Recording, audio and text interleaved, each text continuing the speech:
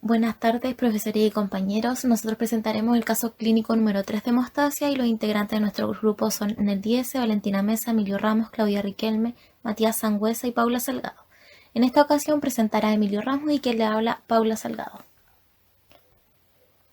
La presentación de nuestro caso es un paciente varón de 2 años, el cual posterior al nacimiento presentó hemorragia del muñón izquierdo del cordón umbilical.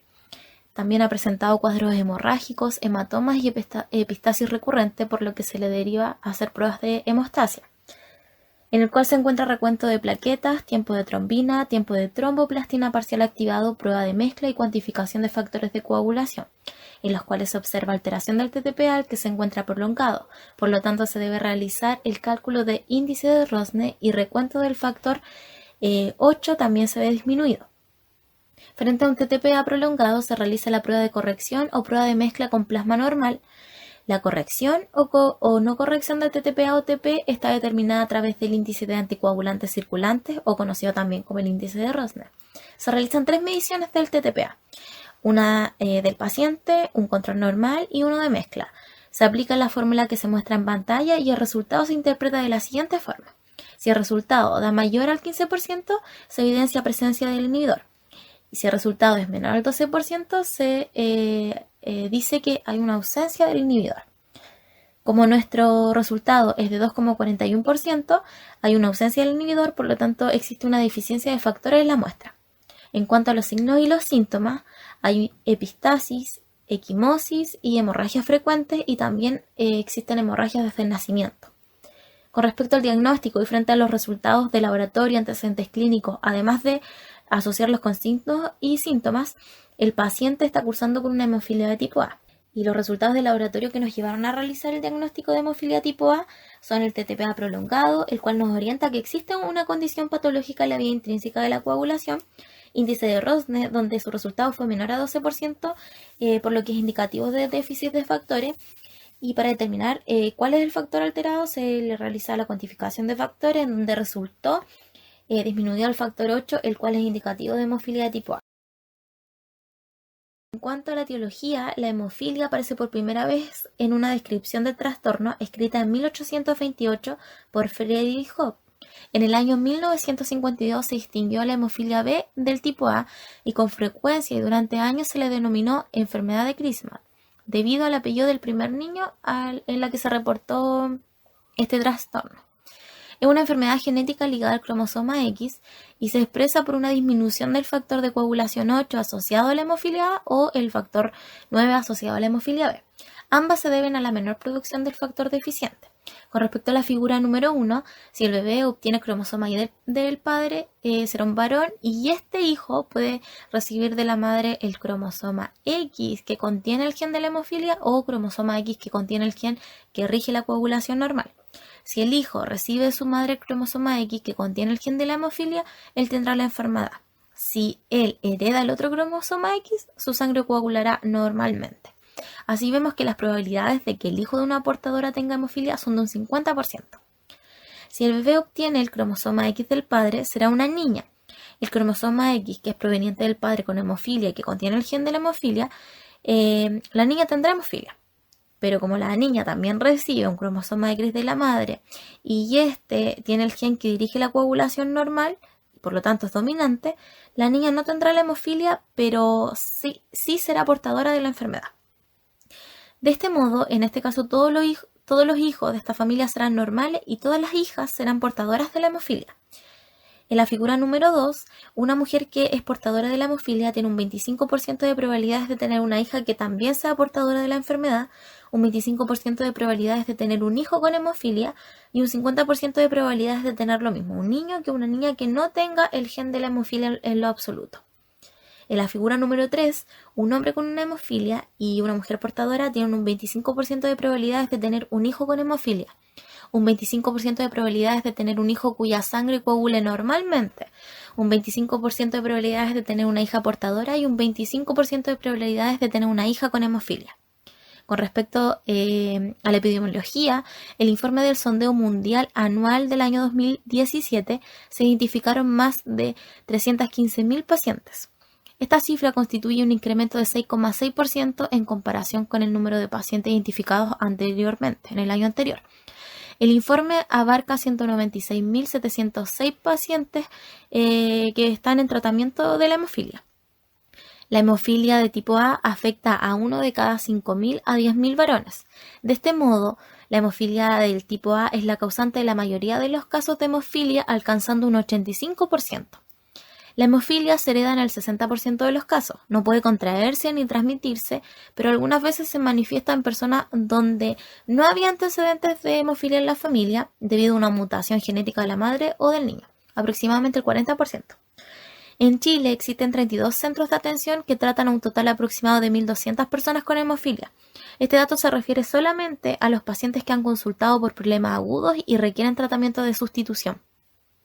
La mayoría de estos pacientes se encuentran en la región metropolitana y en Chile todas las personas con hemofilia tienen acceso al medicamento que proporciona el factor faltante.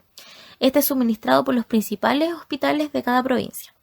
43% de las personas con hemofilia presenta hemofilia leve, 34% hemofilia moderada y 23% hemofilia grave.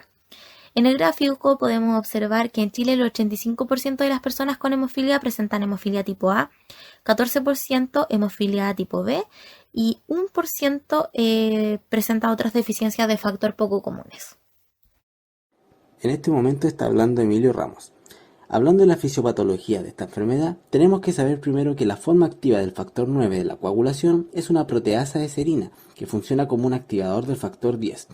En sí, el factor 8 activado va a funcionar como un cofactor, formando un complejo con el factor 9 activado sobre la superficie del trombocito, denominado como complejo de tenaza.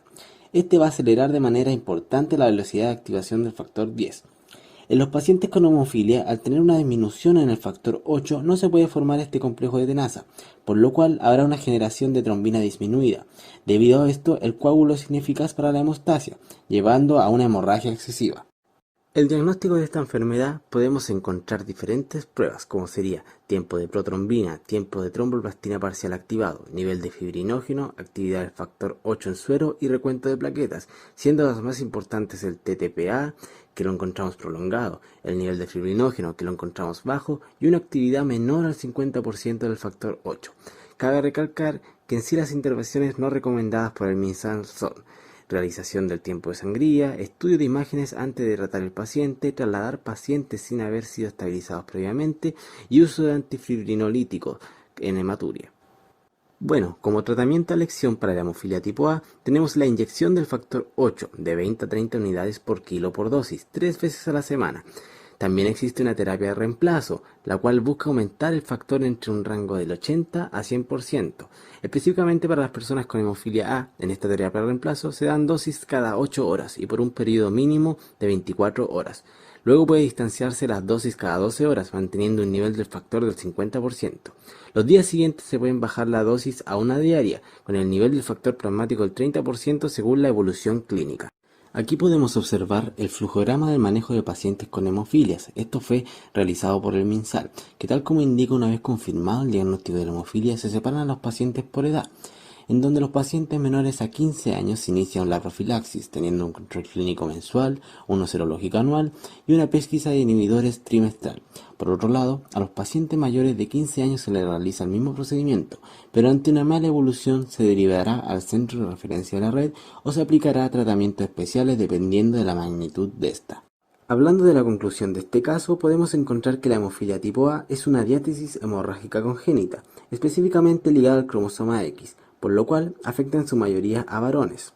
Dentro de las hemólisis es la más prevalente a nivel mundial, siendo un 60% de los casos heredables. En la hemofilia tipo A, al no haber una cantidad óptima del factor 8, no se podrá activar el complejo de tenaza de la vía intrínseca de la cascada de coagulación, y por ende tampoco la fase de propagación. Y hablando de los exámenes con los cuales podemos sospechar de esta enfermedad, podemos encontrar principalmente la determinación de la concentración del factor 8, el tiempo de tromboplastina parcial activado y el nivel de fibrinógeno. Aquí podemos encontrar toda la bibliografía utilizada en este trabajo.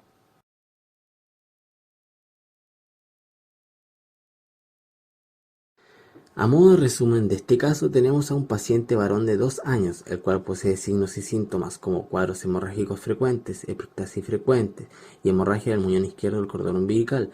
Esto junto con los resultados de exámenes que se le realizaron, como el TTPA prolongado, una prueba de mezcla corregida y una deficiencia del factor 8, nos indicaría que el paciente posee una hemofilia de tipo A.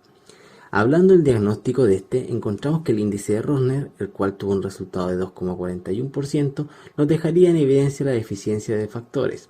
Con esto se logra descartar de igual manera la enfermedad de von Willebrand, la cual posee características muy similares. Por otro lado, en la etiología encontramos que es una enfermedad en su mayoría de carácter genético, ligado al cromosoma X, es de carácter recesivo y produce una disminución del factor 8 o 9.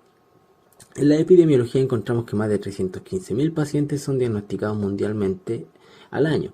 Esto quiere decir que afecta al 1% de cada 5.000 a 10.000 habitantes y que el 60% de los casos son heredados. En Chile se diagnostican aproximadamente 1.200 pacientes al año, siendo un 85% hemofilia A, un 14% hemofilia B y solo un 1% de deficiencia de factores. Como fisiopatología tenemos en cuenta que la gran mayoría de los casos son mutaciones genéticas, que producen un defecto del factor 8 o una disminución en sí del factor 8. Este, al ser un cofactor del factor 9, afectará drásticamente la activación del factor 10, muy importante en la coagulación, siendo esta deficiente y provocando hemorragias. Y para finalizar, encontramos que el tratamiento, el cual se inyecta de manera endovenosa, factor 8, de 20 a 30 unidades por kilo por dosis 3 veces a la semana. Esto es recomendado por el MinSal. Y ante una dosis de ataque se debe buscar la manera de aumentar este factor en un rango óptimo de 80 a 100%.